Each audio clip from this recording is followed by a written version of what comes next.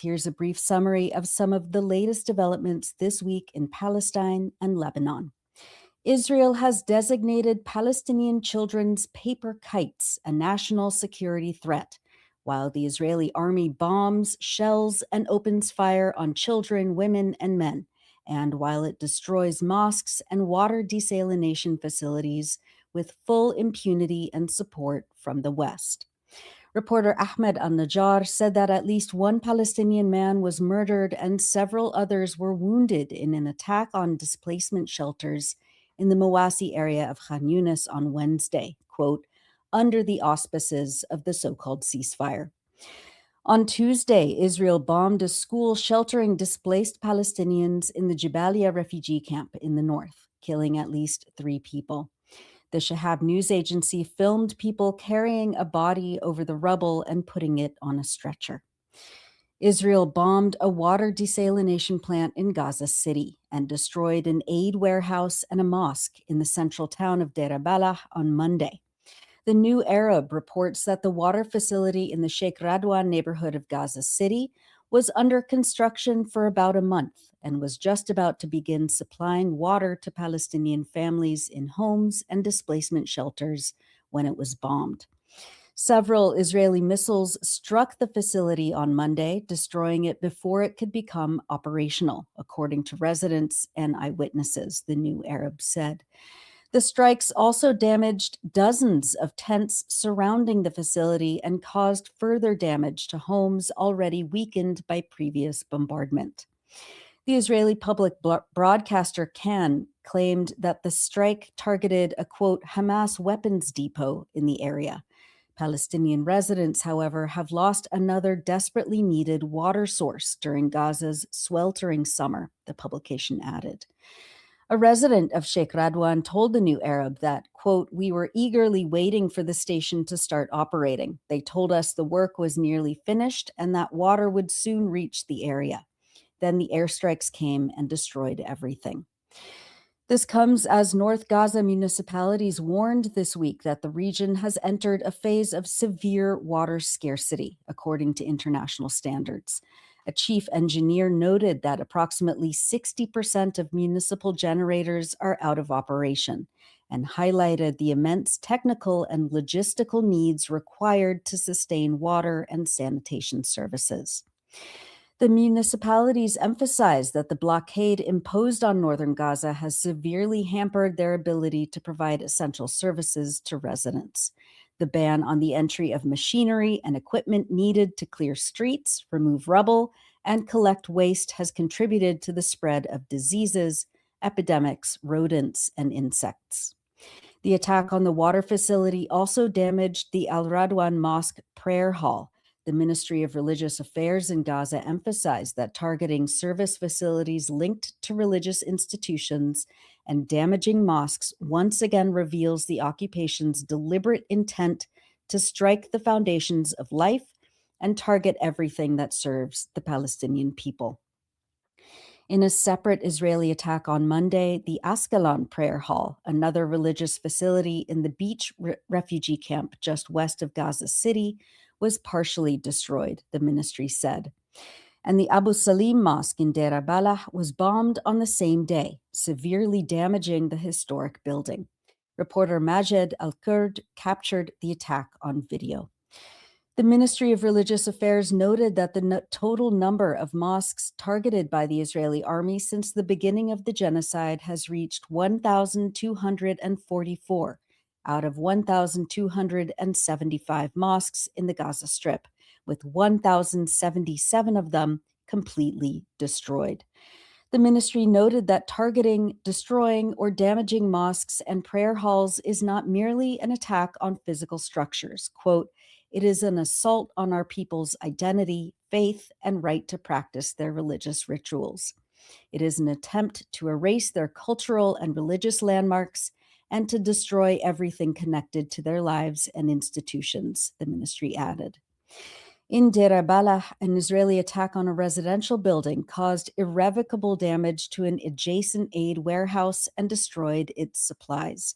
The Ard al-Insan Palestinian Charitable Association stated in a press release that the warehouse, they say, contained nutritional supplements and specialized nutrition supplies intended for children and pregnant and breastfeeding women as part of AEI's health and nutrition programs across the Gaza Strip. According to the initial field assessment, approximately 100% of the stored supplies were affected. The damaged materials are no longer suitable for distribution or use due to exposure to debris, dust, shrapnel, and blast-related damage, the association explained. Al Jazeera reporter Tarek Abu Azoum said that the Israeli army had issued forced displacement orders a few hours before the bombings in Deir al-Balah and described the destruction in the aftermath of the attacks.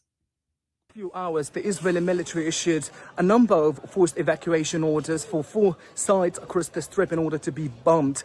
And we have been following these sites. One of them has been water desalination plant and also a warehouse that has been struck a few minutes ago here in the city of Deir al-Balah. We can see at the background the scale of destruction. This warehouse has been used to distribute aid supplies. And in my hand is one of these humanitarian supplies that used to be distributed for Palestinians here in Deir al-Balah. The attack has been taking place in a very densely populated area. These sites are considered to be safe under the umbrella of the ceasefire agreement, but the Israeli military has been intensifying these attacks under the pretext of security, as people on the ground are saying that the ceasefire has been representing an extension for the war itself, as these attacks are still really taking shape on the ground without any respite, and people are still quite skeptical about the next phase of the Israeli military strikes, whether it's going to be extended to more military operations, as the military security pretext have been used to justify all sorts of military activities here in Gaza. Tarek Abu Azoum, Al Jazeera, Deir al-Balah, Palestine. That was Tarek Abu Azoum in Deir al-Balah on Monday. Israeli attacks killed at least 6 Palestinians between Monday and Tuesday, according to the Palestinian Ministry of Health in Gaza. One man, Ibrahim Abu Assad, was killed in the attacks on Deir al-Balah, according to local reports. 2 more Palestinians succumbed to their wounds that they sustained in previous attacks, one from injuries from an Israeli shelling west of Khan Yunis on Monday, and another who died after being injured in an Israeli bombing in the Al-Amal neighborhood of Khan Yunis several days earlier. Local sources told the Anadolu news agency that Israeli military vehicles opened heavy fire toward homes and tents sheltering displaced people in areas south of Khan Yunis. A 10-year-old girl, Amal Abu Khater, was shot by Israeli soldiers in the back, killing her instantly as she sat eating lunch inside her displaced family's tent in western Khan Yunis on Monday, according to Dropsite News' reporter Mohammed Ahmed. Amal had just returned from memorizing the Quran and performing the prayer, her family said. The girl's relative, Hassan Abu Khater, told Dropsite that, quote, they were people who felt safe sitting in their tents. It's supposed to be a safe area, and it is full of displaced people. Amal's grandmother, Samira Abu Khater, said, "What did she do to deserve to be killed? She was sitting and eating sweets. What sin did this little girl commit?" A 4-year-old boy, Mohammed Abdul Salam Hassan Taha, was killed in an Israeli strike on the Al-Zuwayda area near the Burej refugee camp in central Gaza on Sunday.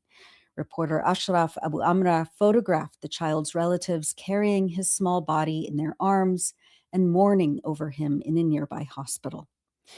Another Palestinian was killed in the same attack, according to Palestinian medical sources. Israel has threatened expanded assassinations and forced evacuations across the remaining areas of the Gaza Strip not currently in the official extermination zone, following fabricated panic about Palestinian children playing with paper and plastic kites. Israeli media reports that war crimes fugitives Prime Minister Benjamin Netanyahu and Defense Minister Israel Katz, quote, directly warned Hamas on Sunday that if the launch of kites across the Gaza border into Israeli territory does not stop immediately, the Israeli army will increase strikes on the Gaza Strip. Netanyahu and Katz stated that the Israeli attacks would target those responsible for the launches. In other words, threatening the targeted murder of kids who play with kites. The right-wing Jerusalem Post also noted that the government, quote, warned that populations in the areas where the kites, drones, and balloons are launched may be evacuated if the launches are not stopped, and that Katz had instructed the army to act, quote, immediately and forcefully against any additional kites launched toward Israel from the Gaza Strip. This came after the Israeli army said that 4 handmade kites had been found near the Nahal Oz settlement colony over the weekend. Jewish Israeli local councils in the settlements near Gaza called for a military response before Katz ordered action against kites reaching Israel from the enclave, according to the Anadolu news agency. Anadolu pointed out that the lightweight kites are controlled by strings from the ground. If a string breaks, however, wind currents can carry them beyond Gaza, where some residential areas lie only a few kilometers from Israeli settlements across the boundary. As we'll hear later on in this program, the Israeli military depopulated and erased Palestinian villages near Gaza in order to construct militarized civilian outposts masquerading as Jewish farming settlements around the so-called Gaza envelope nearly 80 years ago. Ismail Al-Tawabta, Director General of the Gaza Government Media Office, said on Sunday that what the Israeli occupation promotes as a dangerous act of war are nothing more than simple, homemade toys crafted by children using available plastic bags and wooden sticks. These toys serve as a means for children to find a psychological outlet and escape the horrors of war and the suffocating blockade. Al-Tawabta explained that Israel's eagerness to exaggerate the danger of these toys, quote, reflects a bloodthirsty mentality that constantly seeks flimsy justifications to legitimize attacks on residential neighborhoods and civilians. Hamas spokesperson Hazem Qassem said that Israel's threats, quote, based on fabricated pretexts, are an attempt to justify the continuation of aggression and violations against our people, reaching the point of threatening children in the Gaza Strip. Children held a press conference at the Gaza shoreline on Tuesday, demanding the right to fly their kites and experience happiness.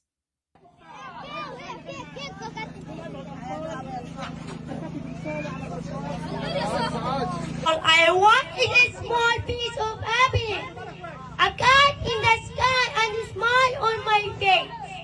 I don't want to be afraid of the sky. I want to fly my kite free.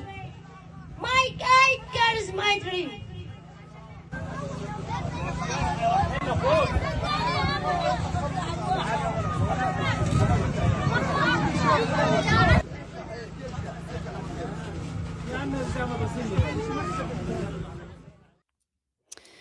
Turning to the occupied West Bank, Israeli forces assassinated a prominent community figure, 58-year-old father of 2 resistance fighters, in Jenin on Friday, August 21st. Mondowice's Shatta Hanaisha reports that Fatih Hazem, also known as Abu Rad, was at home with his 12-year-old son Adam when Israeli soldiers raided his home in the Al-Masarwa neighborhood of Jenin. The soldiers had forcibly recruited a young man from the neighborhood to accompany them as a human shield, after which they blew open the front door and stormed inside. According to the family, Adam witnessed what he described as the execution of his father by Israeli forces and has remained in a state of shock ever since, Mondowice reported. Speaking to the publication, the 12-year-old recounted how they ordered his father, Fatih, to raise his hands, remove his clothes, and kneel before them.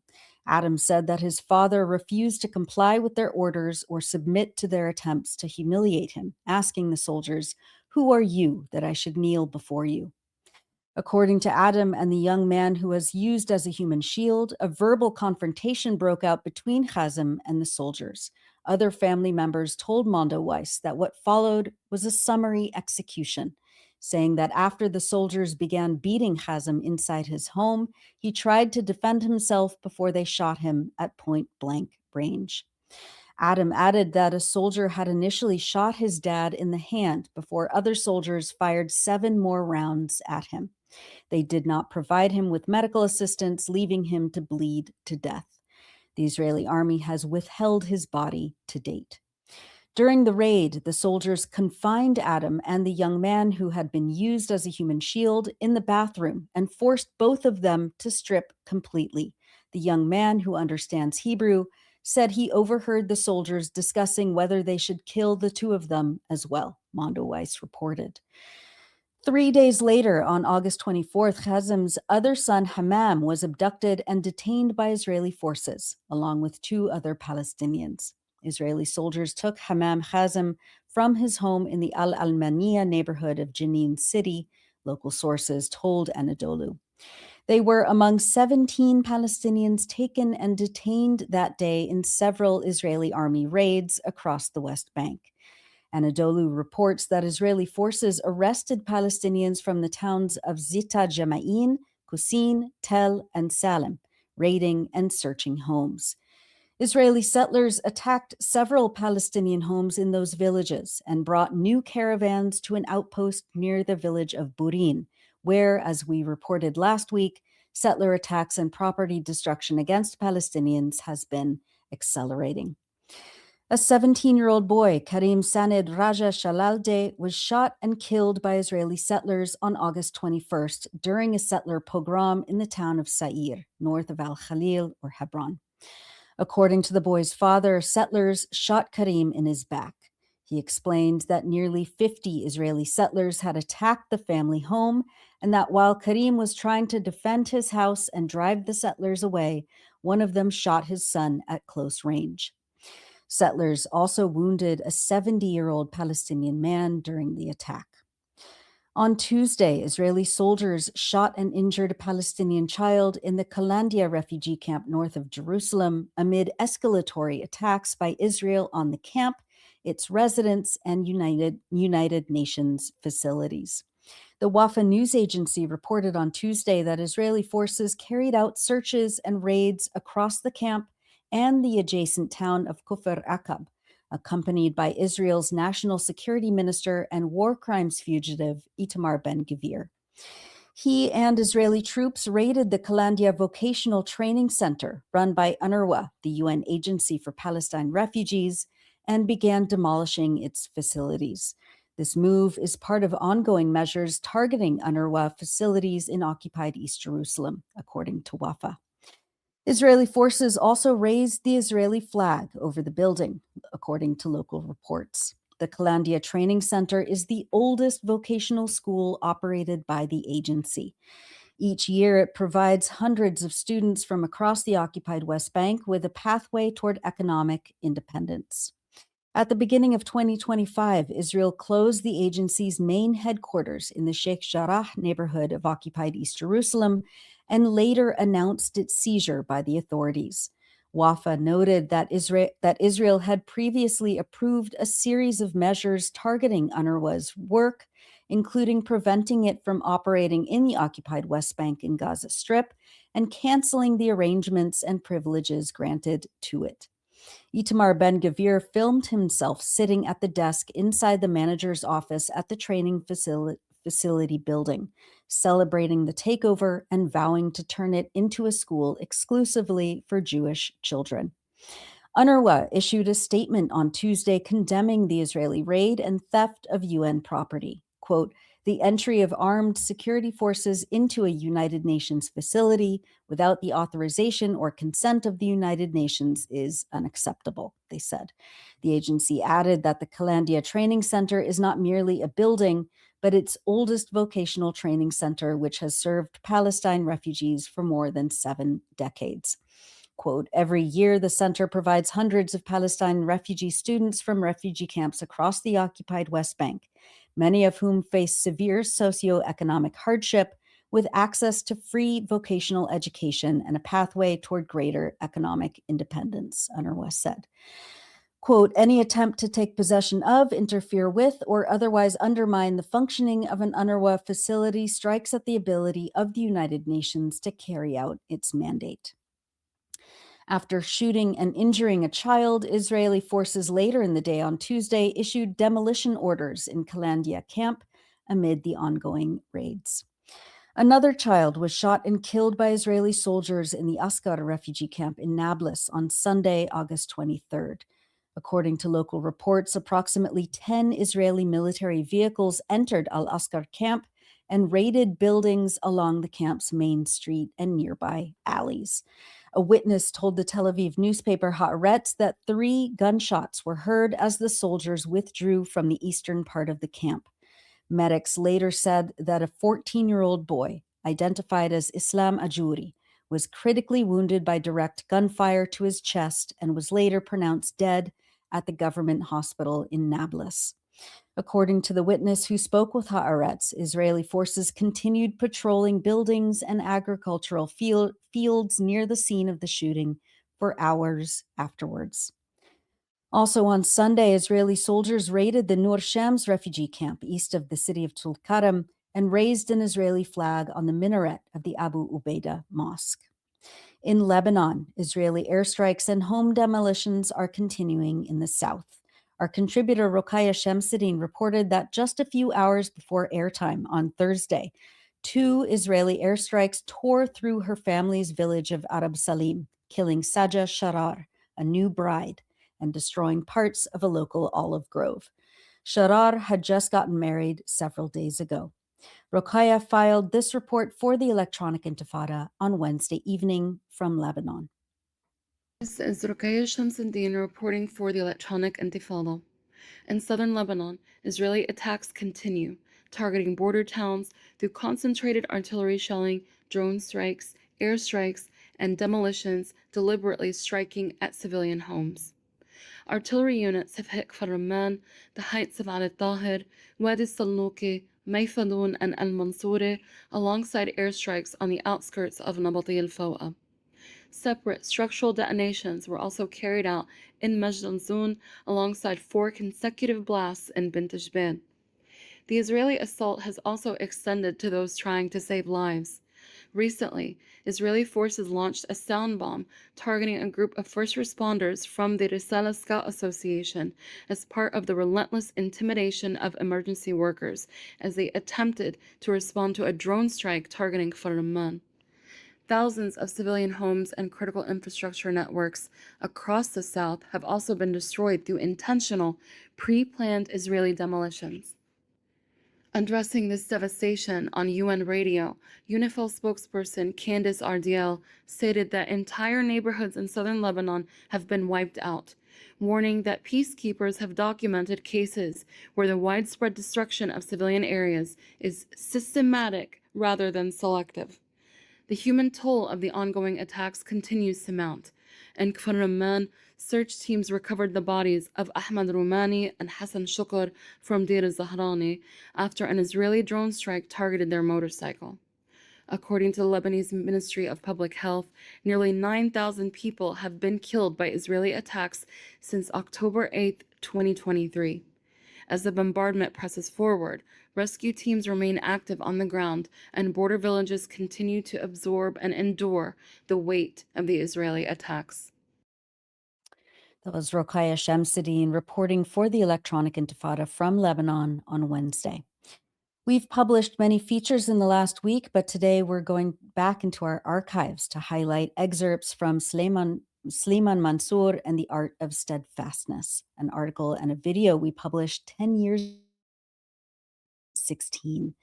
Sleiman Mansour died this week at the age of 79 in Palestine. He was born in Birzeit near Ramallah in 1947 and became one of the most prominent figures in modern Palestinian art. Linda Paganelli, a visual anthropologist based in Palestine, wrote in her 2016 article for the Electronic Intifada that the history of modern Palestine can be traced through the work of its artists. After the 1948 ethnic cleansing of Palestine, what has become known as the Nakba, the theme of refugees, hopeless, helpless, and without homes, dominated, she writes. But as veteran artist Sleiman Mansour explains, after the emergence of the armed struggle in the 1960s, Palestinian art became proud. The Palestinian woman with her nice dress, flowing hair, and long neck, the woman is a symbol of the revolution, he says. Jerusalem soon became a symbol for Palestine, and Mansour is perhaps best known for his painting of an elderly man carrying its walled old city with the Dome of the Rock as its crown jewel on his back. The main idea behind our work was to try to promote and develop and show that there is a Palestinian people and Palestinian identity and culture, he says. Artists like Mansour didn't choose to be political, but were only responding to their environment, he adds. Mansour and his comrades in the Palestinian Art League printed their work on posters to reach the widest audience possible. Their work was wildly successful. You can find Palestinian art posters in every home, he says. This sudden fame also made the Israeli authorities aware of our existence. They confiscated some artwork. What happened to those artworks, we don't know until now. Israel began censoring Palestinian artists and banned the colors red, white, black, and green, the colors of the Palestinian flag. During this time in the late 1980s, known as the First Intifada, Palestinian artists began working with natural materials in observance of the boycott of Israeli products. Instead of painting a landscape, I will use the land to paint, Mansour recalls thinking. Mansour was once part of an initiative to try to change Israeli public opinion through art under the banner of ending the occupation. We came to a conclusion that it is not working, so we stopped, he says. That's from Linda Paganelli's 2016 article, which accompanied her short video interview with Slimane Mansour. Let's go to an excerpt of that interview now.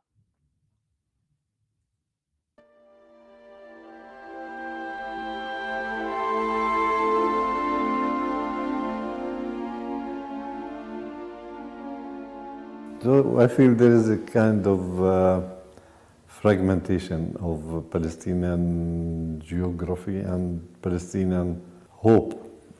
Even the idea of Palestine shrank a lot. Making a self-portrait of me with cracks and so on, it reflects my feeling and the feeling of the Palestinian people as I see it.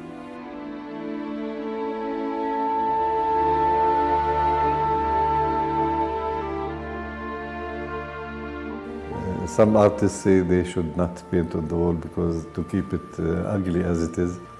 And others say it's a big canvas, why don't we use it, you know. But the wall for some time became a very important subject in Palestinian art. And also the land came back to be an important subject because the Israelis keep confiscating land.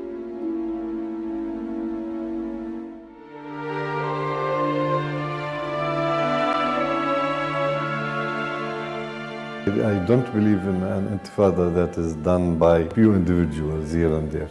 Of course, the Israelis are using these stabbings or this atmosphere of the danger of stabbing to execute people, you know, young people, to kill them in cold blood. People are hopeless. They are desperate, especially young people who grow up and they open their eyes for a future, and they can't have a future in this situation here.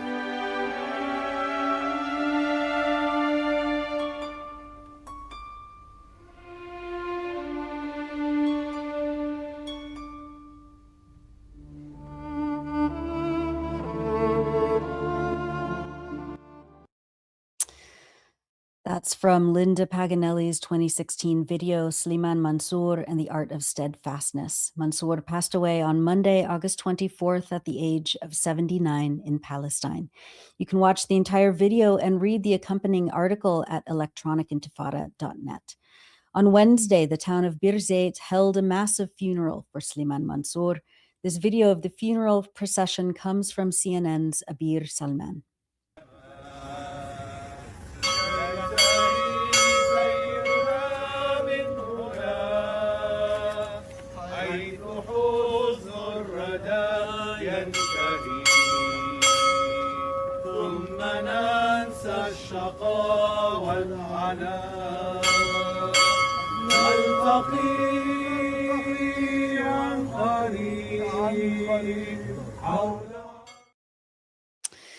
And finally, as we always do, we wanted to highlight people expressing joy, determination, and reclamation across Palestine and around the world.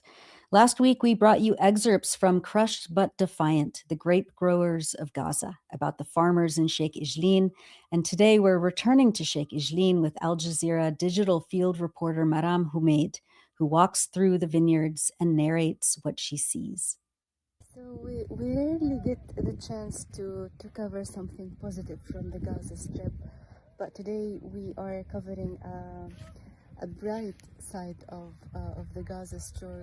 We are covering the story of the grape vineyards in Gaza, and these vineyards were saved during the war. Some of these roots were taken and were retrieved from under the rubble. Some of these vines were rescued from under the rubble and then replanted into the land, and now farmers are harvesting these grapes. It's very tasty. It's well known actually in Gaza with its taste and with its special flavor. Vineyards and grapes in Gaza are very tasty, and it's a precious seasons for all of Gaza. That was reporter Maram Humaid in Sheikh 𝐓𝐿 in Western Gaza City. And thanks to Abu Bakr Abed for highlighting this for us today. And that's it for the News Roundup. As always, go to electronicintifada.net for much more, especially to read our new features by our brave writers in Gaza.